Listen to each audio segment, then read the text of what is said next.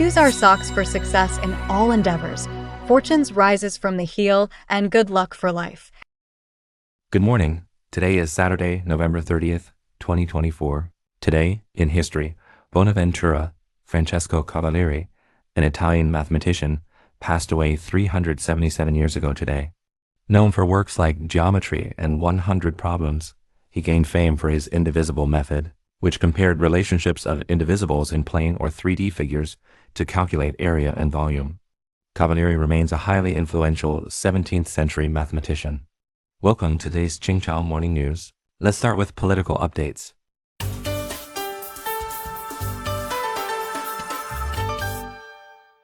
Malaysia and South Korea elevate ties to strategic partnership. Comprehensive news from Seoul, November 25. Malaysian Prime Minister Anwar visited South Korea at the invitation of South Korean President Yoon Suk-yeol. Following their meeting, both sides issued a joint statement announcing the elevation of bilateral relations to a strategic partnership. They pledged to continue exploring research and development, military technology, and military-industrial cooperation programs, further strengthening defense ties. This marks a significant milestone in decades of collaboration between the two nations. Yoon and Anwar also discussed issues on the Korean Peninsula, including military cooperation between North Korea and Russia and North Korea's provocations. Both leaders expressed concern over the deepening ties between North Korea and Russia, condemned North Korea's ballistic missile launches, and urged it to cease provocations and abandon its weapons of mass destruction and missile programs. Philippine DOJ lists VP as plotter in presidential assassination attempt.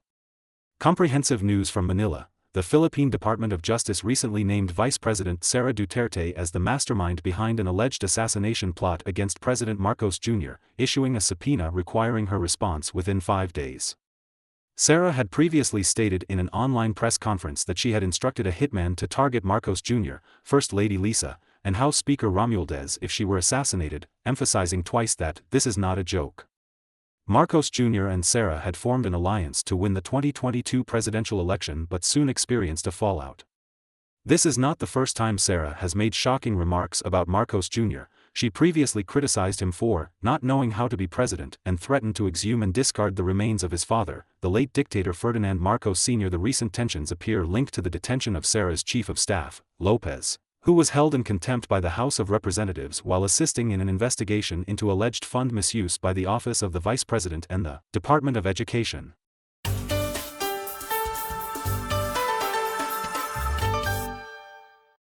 Russian combatants eligible for debt relief up to $100,000.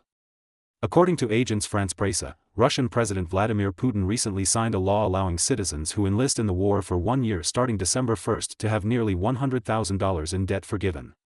The bill, passed by Parliament earlier in November, primarily targets young working-age Russians, as those aged 30 and under are most likely to hold loans.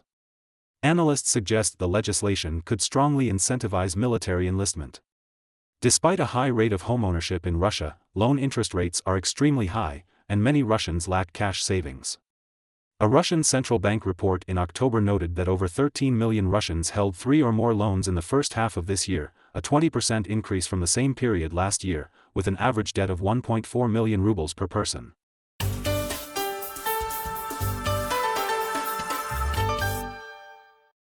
Elon Musk's net worth hits record high of $347.8 billion. According to Bloomberg, American billionaire Elon Musk's net worth recently hit a record $347.8 billion, driven by the rise in Tesla's stock price and a new funding round for his AI company XAI, now valued at $50 billion. Tesla's stock has surged 45% since November 4, boosting its market value by approximately $350 billion. Musk, seen as a political ally of former President Trump, has drawn significant attention, with the value of his ventures soaring alongside this spotlight.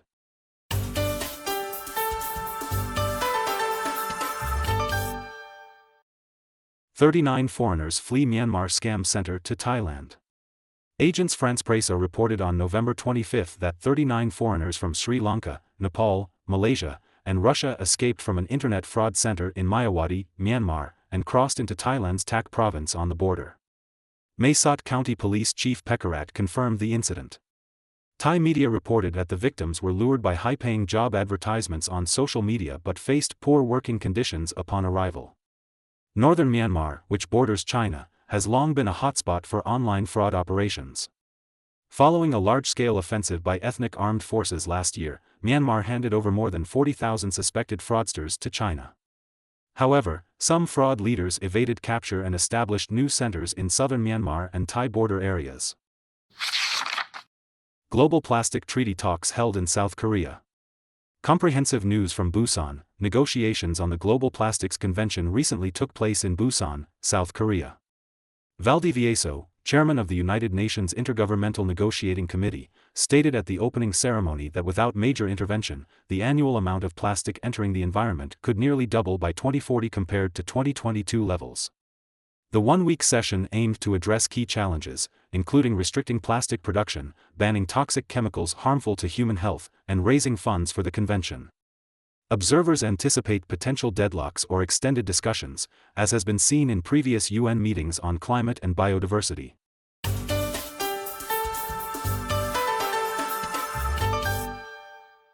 U.S. researchers developing pill to reduce cow methane emissions. Agence France-Presse reports that American researchers are developing a pill to reduce or eliminate methane emissions from cow burps. Each cow emits about 100 kilograms of methane annually through hiccups. The researchers aim to modify intestinal bacteria by introducing genetically engineered microorganisms that absorb hydrogen, effectively starving methane-producing bacteria. Methane, the second largest contributor to climate change after carbon dioxide, is more destructive but breaks down faster. While fossil fuels and natural sources emit methane, dairy cattle are a significant source, making cattle raising a key climate concern. The research team, backed by $70 million in funding, is testing various methods in bioreactors. According to the Wall Street Journal, the US dollar index recently declined by 0.6%, reaching 106.8. That's all for today's Qingchao Morning News. Thanks for watching. Join us at the same time tomorrow.